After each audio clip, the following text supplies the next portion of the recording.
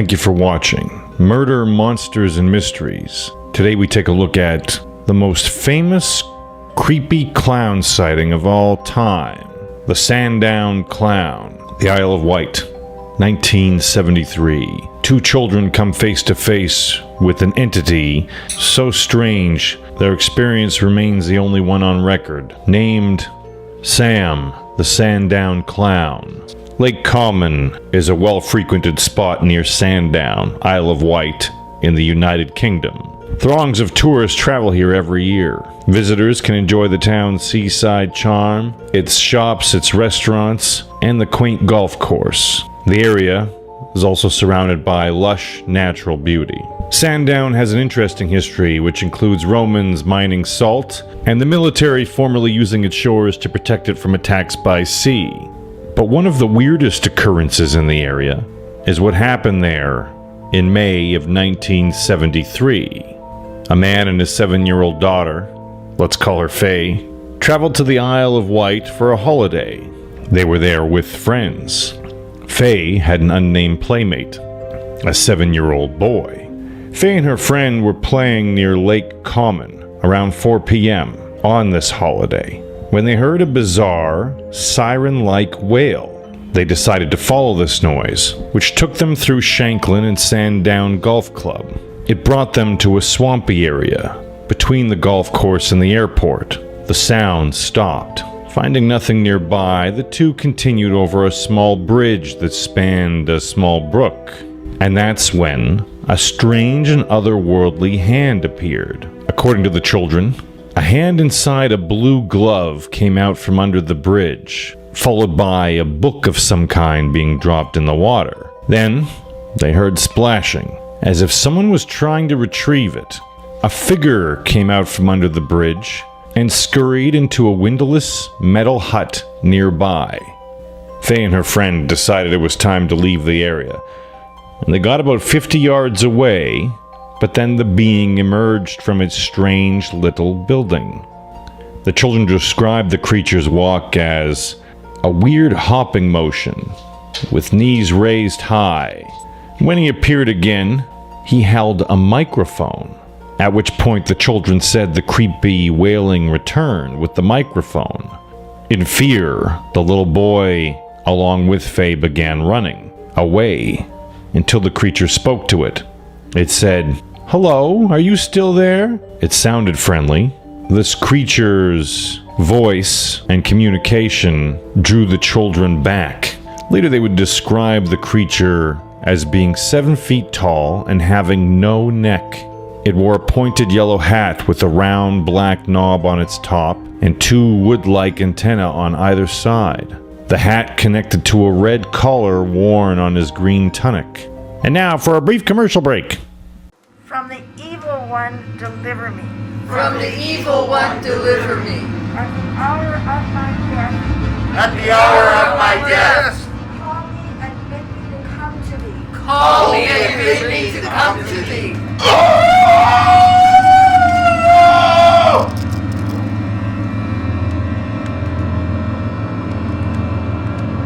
Give me the compass. If you don't, we'll take her eyes. We'll take your family's eyes. We'll make this whole town blind.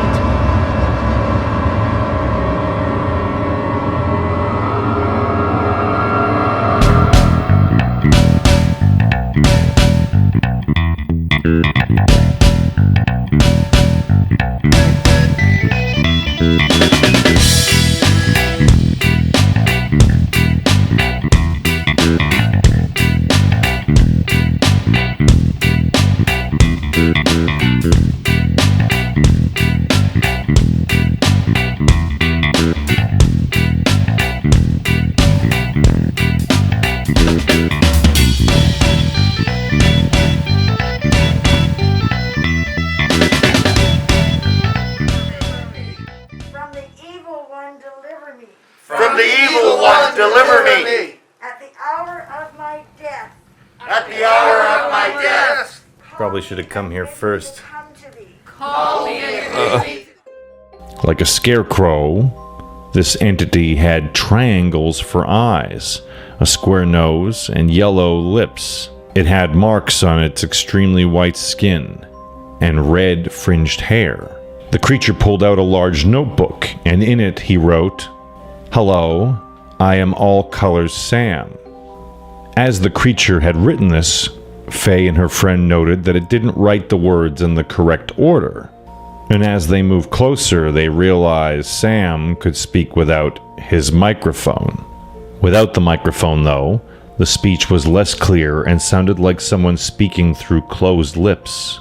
As for Sam's lips, they didn't move at all when he spoke. The creature asked Faye and her companion questions. They asked about his torn clothing. Sam told the children that they were his only clothes, and that he had none to change into. The children asked about his paper white skin, wondering if he was really a man. He laughed and said no. The children asked him next if he was a ghost, to which he replied, "Well, not really, but I am in an odd sort of way." Next they asked what he was then, and Sam said cryptically, "You know," although he had already introduced himself as Sam. He then told the children that he didn't have a name. He did tell them that there were others like him. He even drew the children a picture of what another like him looked like, and shared that he feared humans. Sam was worried that humans might want to hurt him, and assured Faye that they had nothing to fear from him. After they had gotten to know him a little better, Sam invited the children to join him in his windowless metal hut. They agreed, crawling through a flap to enter the 2-level building. The lower floor had blue-green wallpaper, and it was covered in dials like the dashboard of an aeroplane. Wooden furniture completed the first floor, along with an electrical heater. They described the second floor as having metal flooring and being smaller than the first floor. While they were in the shelter, Sam went on further about himself, saying he lived off of berries that he collected in the late afternoon and drank water that he purified from the brook. He also talked about a camp that he was from, before showing the children a few tricks with a berry. Next, he took off his hat, showing them his brown hair, along with his round ears, as white as his face. With one of his 3-fingered hands, he popped a berry into his ear and nodded his head forward, and the fruit magically appeared in his eye. Another forceful nod took the berry to his mouth, where he ate it. They stayed with him for about 30 minutes, then returned to their parents. The first adult the children found after leaving Sam's hut that day laughed at their story. Faye then waited until June 2nd, 1973, 3 weeks after she met Sam, to tell her father about what happened. Her father at first didn't believe his daughter, but found the amount of detail strange. This amount of detail and the veracity of her story eventually convinced him she might not be making it up. He then went to talk to Faye's young boy friend, who verified the story. Upon speaking with the young man, the father returned to the area where the children claimed to see Sam, but he didn't find a hut. Workers in the area had said they'd never seen a hut there either. The father eventually became convinced that Sam was some type of alien who had brought the children into a dimensional bubble where nobody else could see them. Part of the reason he came to this conclusion is because he had had his own strange experience. On October 20th, 1970, Faye's father drove across the Isle of Wight to see a friend when he had encountered something strange around 7 p.m. While in the village of Brading, he claimed a large UFO covered in lights flew low to the ground nearby. He stopped to watch the strange aircraft made of red, turquoise, and yellow light float around. The UFO followed Faye's father for a while. He got out of his car and signaled with his flashlight. Upon doing this, the UFO stopped moving, idling where it was. Then it moved back and forth before it followed her father the rest of the way to his destination. Once at the friend's house where he was heading, the UFO bobbed and weaved through the tree tops in the area before disappearing.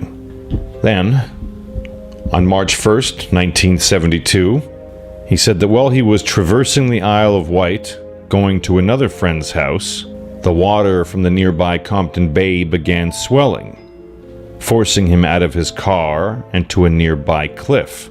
Once there, he claimed he saw a pair of yellow lights peering at him from just below the water surface. He said once the yellow lights disappeared, the water retreated. At that point, he returned to his vehicle.